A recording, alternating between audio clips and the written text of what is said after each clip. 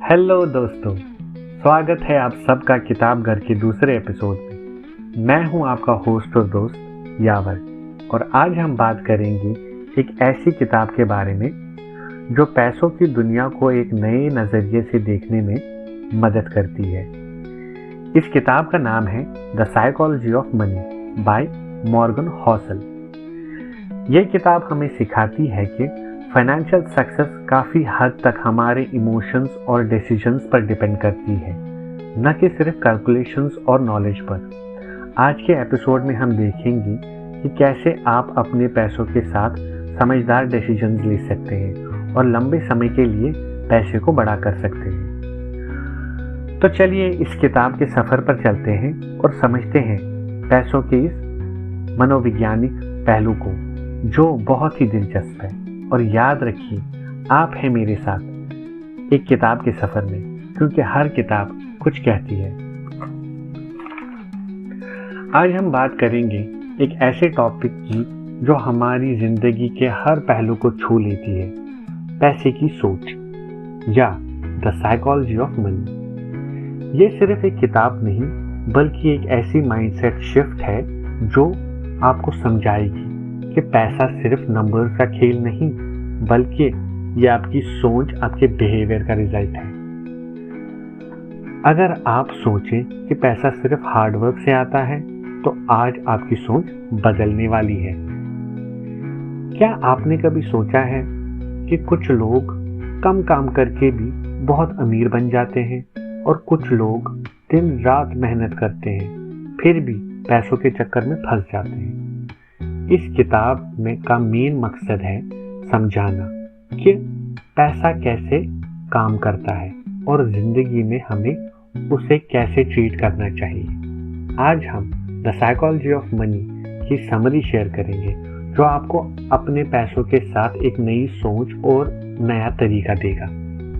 तो चलिए स्टार्ट करते हैं इस बुक को पहले भाग से। बुक का पहला भाग कहता है, पैसे का असल सच, the real truth about money. The psychology of money कहता है कि पैसा कमाना और पैसे बनाए रखना के बीच एक बड़ी डिफरेंस है। बहुत लोग सोचते हैं कि अगर उनके पास ज़्यादा पैसा होगा तो वो अमीर हो जाएंगे, लेकिन असल में पैसे को बनाए रखना और उसका समझदारी से इस्तेमाल करना एक अलग ही कला है। फैक्ट ये है कि पैसा कमाना आपकी इनकम पर नहीं, बल्कि आपके बिहेवियर पर डिपेंड करता है। मॉर्गन हॉसल इस किताब के राइटर कहते हैं कि फाइनेंशियल सक्सेस ज़्यादा आईक्यू या टेक्निकल नॉलेज का रिजल्ट नहीं होता, बल्कि ये आपके डिसीजंस और आपके इमोशंस पर डिपेंड करता है।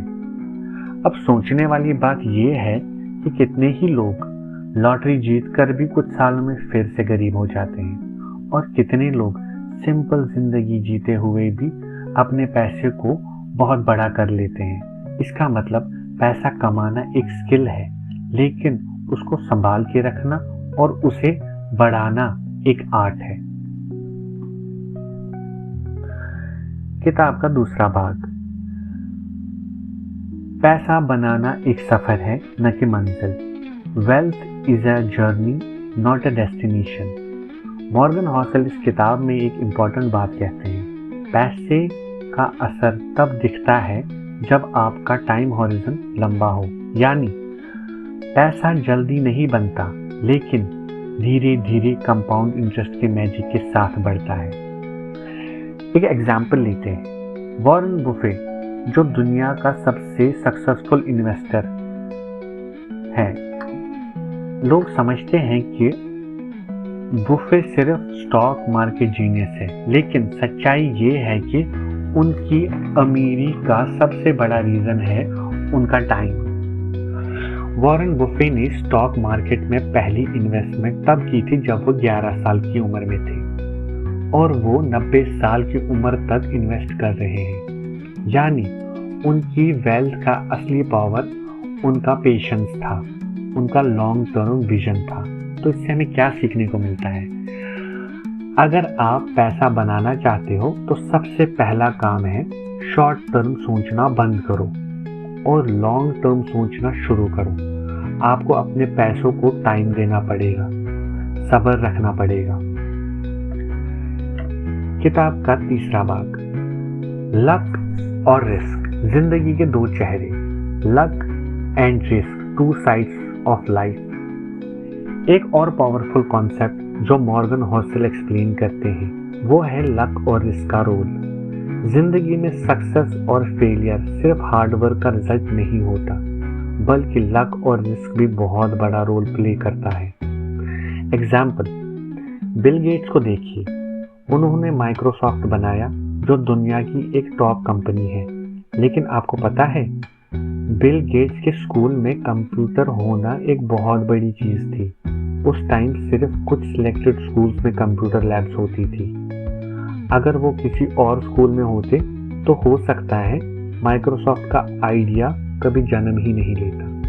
ये लक का फैक्टर है। लेकिन दूसरी तरफ बहुत सारे लोग भी सेम टाइप का हार्डवर्क करते हैं, लेकिन वो बिल गेट्स की तरह सक्सेसफुल नहीं होते। ये रिस्क का पार्ट है। अब इससे हमें ये समझ आता है कि कभी अपनी सक्सेस को सिर्फ अपनी मेहनत का रिजल्ट समझकर ओवर कॉन्फिडेंट नहीं होना चाहिए। कभी कभी लक और रिस्क भी हमें ऊपर या नीचे ले जाते हैं। किताब के चौथे भाग की तरफ चलते हैं। आपको कितना पैसा चाहिए? How much money is enough. किताब में एक और इंटरेस्टिंग बात बताई गई है। आपको कभी ये समझ लेना चाहिए कि आपको कितना पैसा चाहिए। जिंदगी में कभी आपको लालच में आके ज्यादा पैसे चेज नहीं करने चाहिए कि आप अपनी खुशियां ही खो दें। मॉर्गन हॉसल कहते हैं कि संतुष्टि और लालच के बीच एक पतला सा फर्क होता है।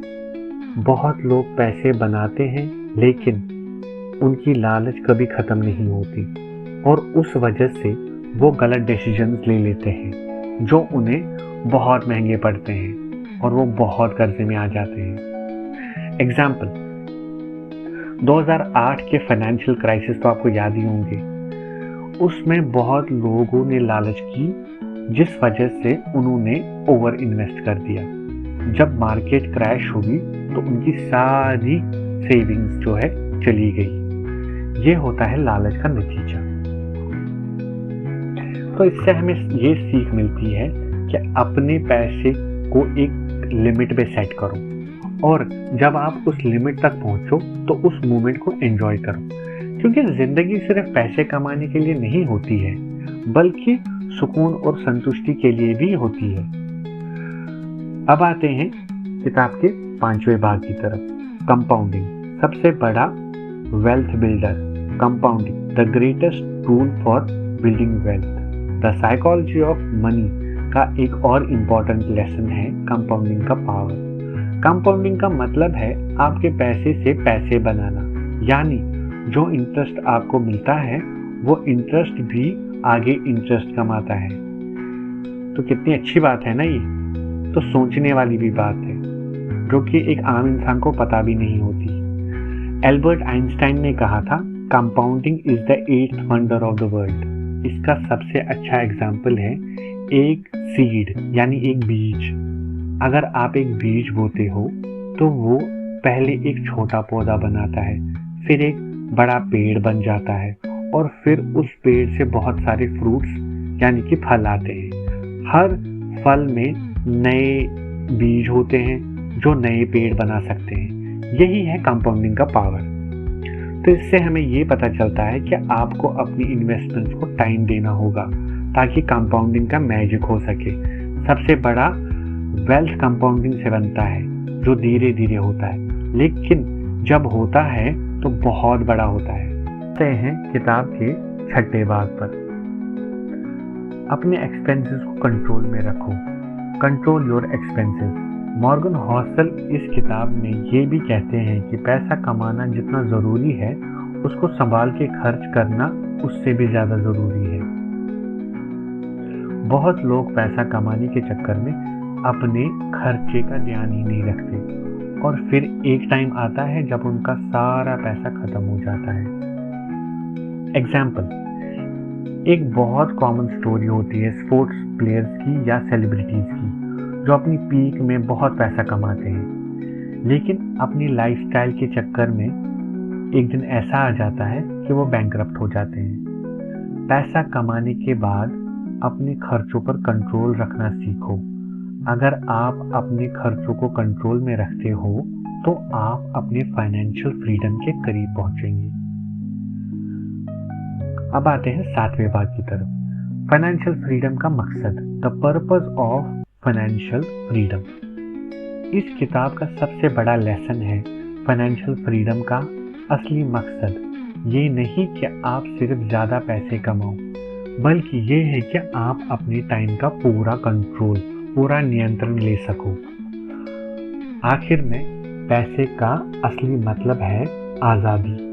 पैसा आपको वो आज़ादी देता है जिसमें आप जो चाहे कर सकते हो, बिना किसी फाइनेंशियल प्रेशर की। तो इससे हमें ये समझ में आता है कि पैसा कमाना सिर्फ पैसा बनाने के लिए नहीं होता, बल्कि आपको अपनी जिंदगी का मास्टर बनाने के लिए भी होता है। तो इस किताब का कंक्लूजन है, द साइकोलॉजी ऑफ मनी हमें सिखाता है कि फाइनेंशियल सक्सेस कोई टेक्निकल स्किल नहीं, बल्कि इमोशनल और बिहेवियरल गेम है। आपको अपनी इमोशंस को कंट्रोल करना होगा, अपनी लालच को हैंडल करना होगा और अपने भविष्य के लिए सब्र रखना होगा। अगर आप ये सब प्रिंसिपल समझते हो, जैसे कि luck, risk, compounding, expenses control और लॉन्ग टर्म विजन, तभी आप सच में फाइनेंशियल फ्रीडम अचीव कर पाओगे। तो दोस्तों, आज से अपने पैसे के बारे में एक नई सोच रख लो। पैसा आपका नौकर होना चाहिए, आपका मालिक नहीं। एक बार फिर से कहता हूँ, पैसा आपका नौकर होना चाहिए, आपका मालिक नहीं। इस बात को हमेशा याद रखिए। तो इसी के साथ आज की किताब का सफ़र ख़त्म होता है। होप आज हमें पैसे के बारे में काफ़ी इम्पोर्टेंट जानकारी मिली और हम इसे ज़रूर इस्तेमाल करेंगे। अगर आपको ये वीडियो मोटिवेट करती है तो कमेंट्स में ज़रूर अपने थॉट्स शेयर करें और अपनी फाइनेंशियल जर्नी पर कैसे काम कर रहे हैं वो भी बताएं। और अगर आपको ये नॉलेज वैल्यूएबल लगी तो लाइक, शेयर और सब्सक्राइब करना मत भूलिए। याद रखिए, let's grow and make smarter financial decisions.